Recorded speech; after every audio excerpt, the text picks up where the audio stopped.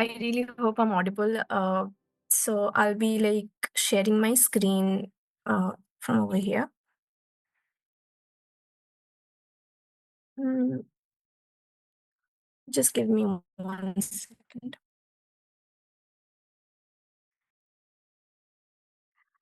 Okay, so greetings everyone. My name is Rusha, and like I'm really privileged to like be here on this stage representing TISA and sort of like speaking about a very core experience that like I have been like engaging with for some time. So like basically what I sort of like wish to talk about today here is the perspectives of an Indian woman who stutters. So like whenever we talk about stuttering, I think like mostly the conversation that I have had with people who do not stutter, I think like they have mostly like wanted to know about what it feels like to stutter, but like never really focusing on the like intersectionalities that sort of come in the like the societal forces that sort of like pour in into one being a stutterer. And I think like TISA has been an organization that really sort of makes space for such dialogue and such like uh, conversations to like come alive. And like it is while being a part of TISA itself that I really started to like engage with this intersectionality. So like this is something that I thought would be a good topic to talk about. So like mostly like what I'll be speaking about is from a research project that I had undertook during my university years, like, and it's an ongoing project which I'm still like engaging with and building upon. So like just to nuance the whole thing, like when I say that I am going to talk about the Indian woman's experience now, you know there are many Indian women from so many diverse communities, so many places with so many experiences. So like I myself can't really give you a holistic experience, but like whatever I have seen, whatever I have experienced, and like whatever talks I have had with the other women who stutter in TISA. So that's just to like nuance the whole thing and why this mm, topic seems important to me is that uh, like in a person's life, I think like it's a very layered kind of an experience that one goes through throughout their life. Like whoever they are, wherever they are, I think it's not just one identity that they sort of like engage with, but like several like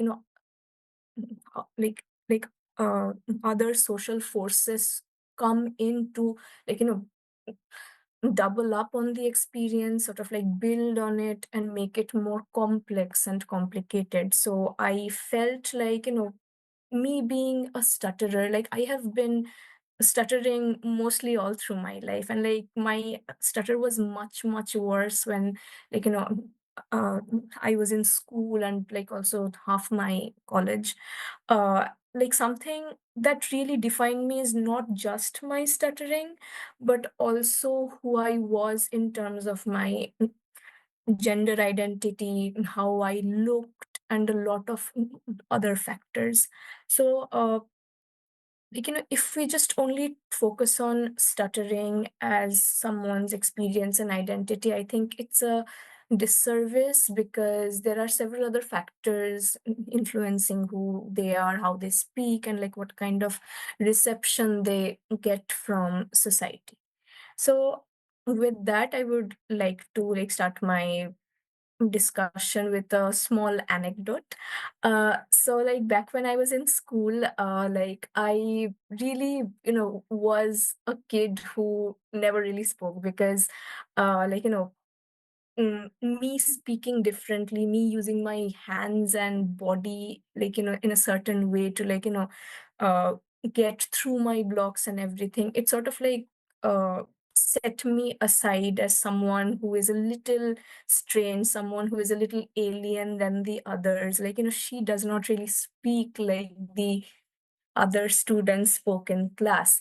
So that really made me the target of a lot of bullying, sometimes even like very vague mockery, and several kinds of like name calling, taunts, and like also like a lot of sort of like unacceptable behavior from the teachers as well. So like I would mostly try to keep quiet, like as much as I could help it, I would just like keep shut. So this image that I had formed of myself as someone who is very silent, is like always very obedient and stuff.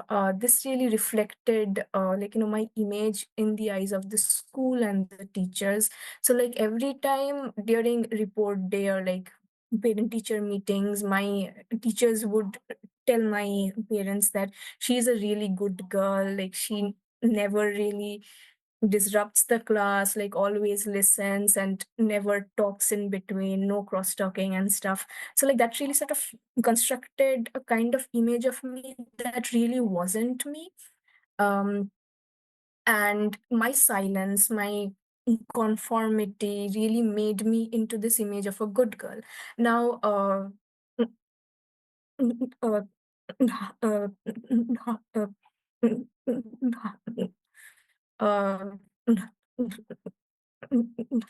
Harish really like spoke about how like stammering is an issue which is a taboo in India, right?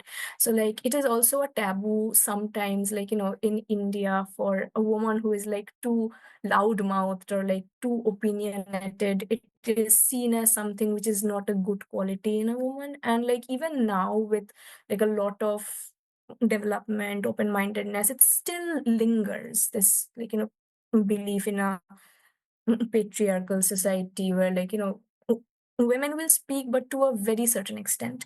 So like I really conformed to that image even though I did not really want to. And simultaneously, like whenever I would speak up, like in very rare cases when I would like protest against something, like some kind of uh thing that I did not agree with, and I would stutter, but would still like try to get through the block and just tell what I wanted to tell. That is when I became an unruly girl. So like these are the two kind of identities that I juggled as I grew up with, like grew up. And I think like for a lot of girls and women in Indian society, this is true, because I have had my conversations with a lot of other women who stutter, and they have also like recollected such a dual identity that they have juggled with throughout their lives. So uh like with that, next I would like briefly like to like reflect upon the different kind of struggles that sort of come in, and how your gender really like influences it. So like for me back in school, like something that I really noticed was that like the people who would be the most bothered by my stutter, the people who would actually mock me the most, were mostly the male students or the male teachers who would think that it's not really proper for a girl to like make such faces and like talk in such a contorted manner. uh and like constantly I would face a kind of policing. And very interestingly, also like it is from mostly women or like my female friends and female teachers as well, that I got the most support, sensitivity, sympathy. I wouldn't say like empathy, because I think desensitization wasn't like in place. And like people rarely talk about something like stuttering. So like it is also sort of like a far-fetched to think that back then like uh sensitization would be in place. uh and at home, like there is always a pressure to be a good daughter, especially to the father who really like wants their daughter to be the perfect image. So like talking back sometimes becomes difficult. But like my family has mostly been very like like accepting. Like my father has mostly like supported me throughout my life and my, approach to stuttering, my research, my current work and everything. But like still there, remains a kind of a barrier beyond which you can't go, beyond which you become that unruly girl in public. It's mostly people, when they hear a stuttering girl, they sort of assume that since she is a female, she probably doesn't know what she's talking about. So like there are a few instances that have happened with me and also a few of my friends who stutter. And at the workplace, it sort of like depends. Like I haven't faced anything personally, but like I have engaged with research, clinical research, in interviews and stuff, where women who stutter, they have faced discrimination based on gender in their workplace. They have had to like depend on a male speaker who would um, like you know um, uh, validate their claims and stuff. So the struggles at different levels really continue, and they sort of continue through a lens of gender as well. So moving on, I think that like this would be a good place to bring in popular culture as well, because in India, what stammering is, what stuttering is, is sort of really like influenced by the kind of image that is constructed in culture by films, by books, TV serials, and a lot of other stuff. So like people who are people who do not stutter, they know stuttering through whatever they have watched on TV, because most of them really haven't ever like engaged with someone who stutters, or like have engaged but haven't recognized that they stutter. And there is this problem of recognition as well. If I go to someone and tell that I stutter, they would really not agree. They would say that no, you do not stutter, I think you are just nervous, and it will go away.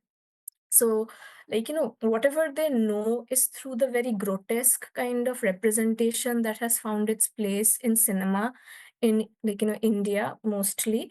But like recently there have been a few representations which have done some service to the community.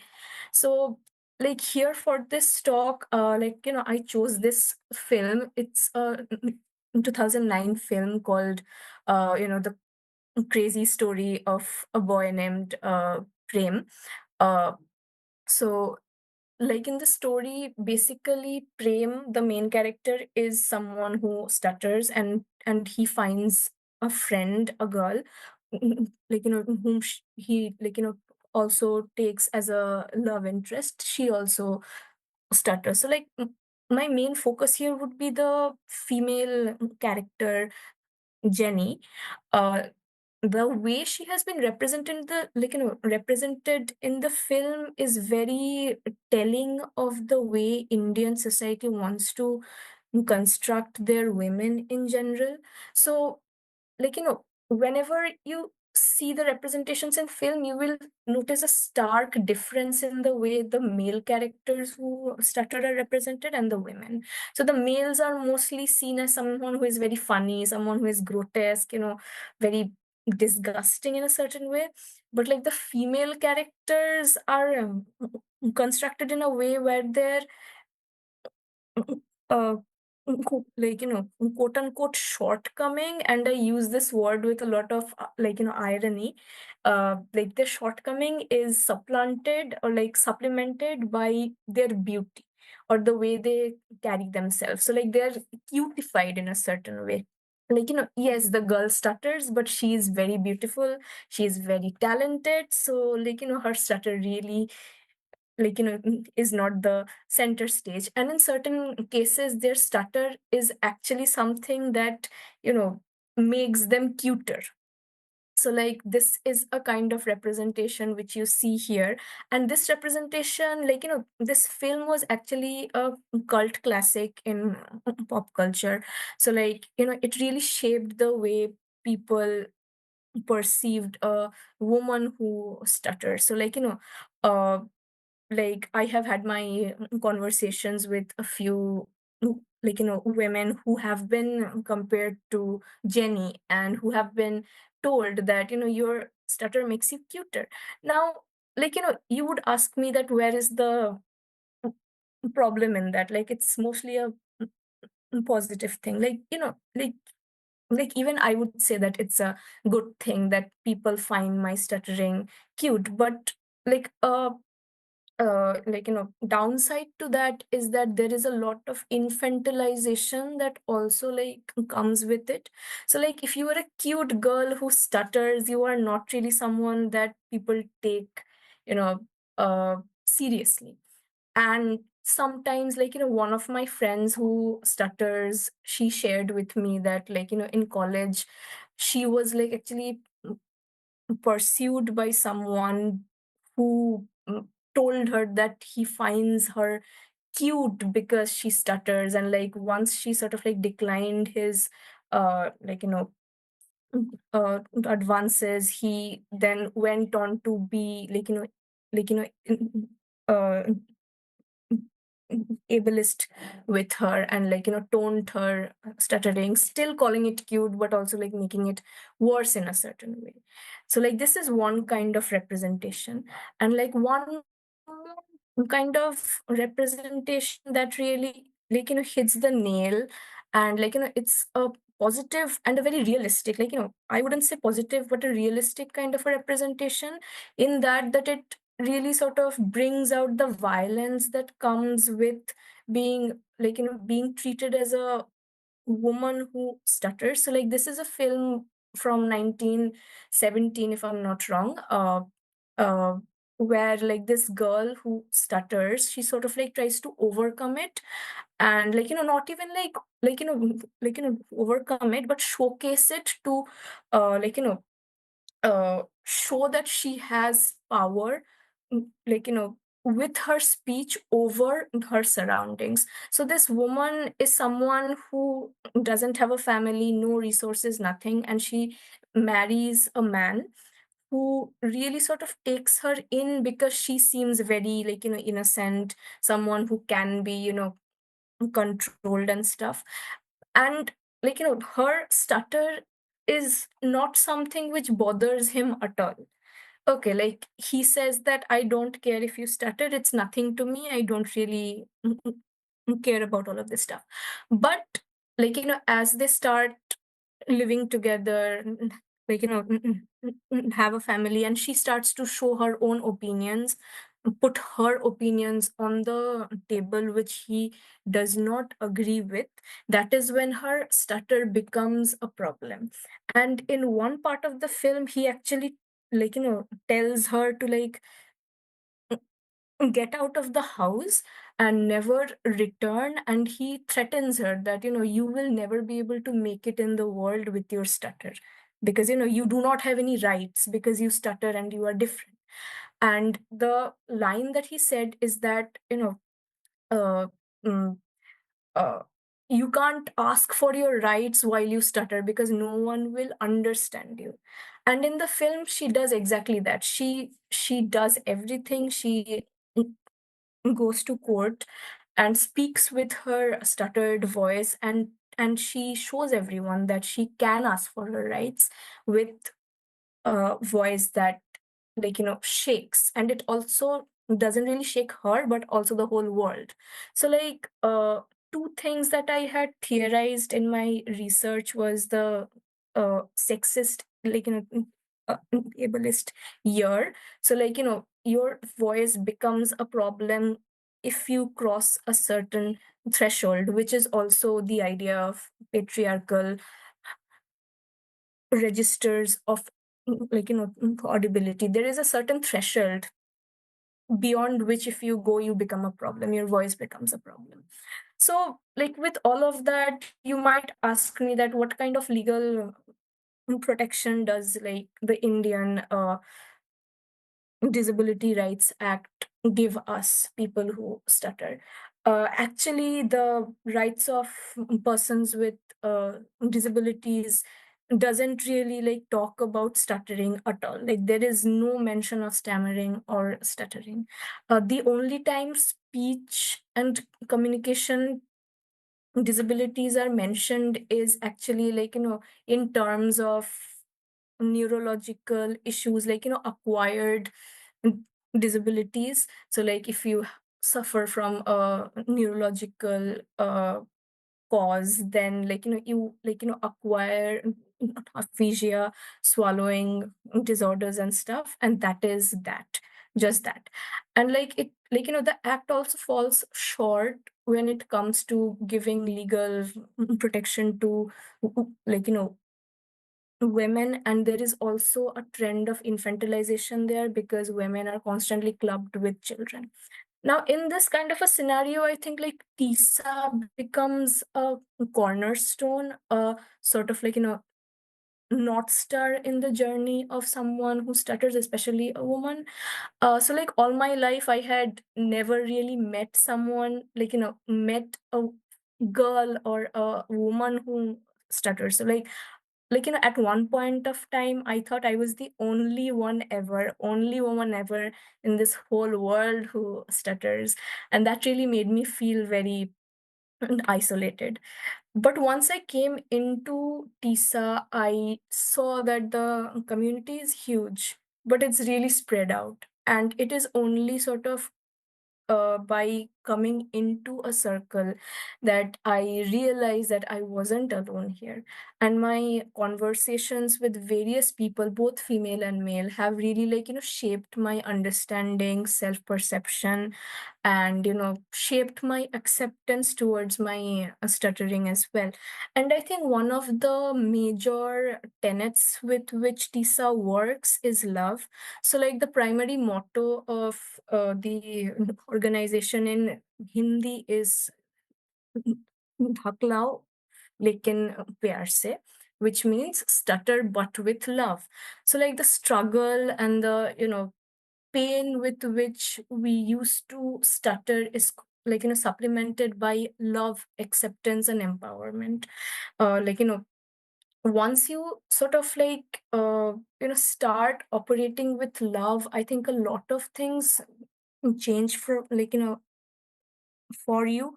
You become someone with empathy, you become someone who understands themselves with sympathy, like, empathy, sorry.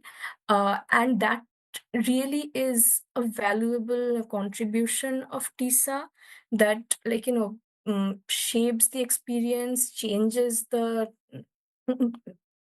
trajectory of someone who stammers.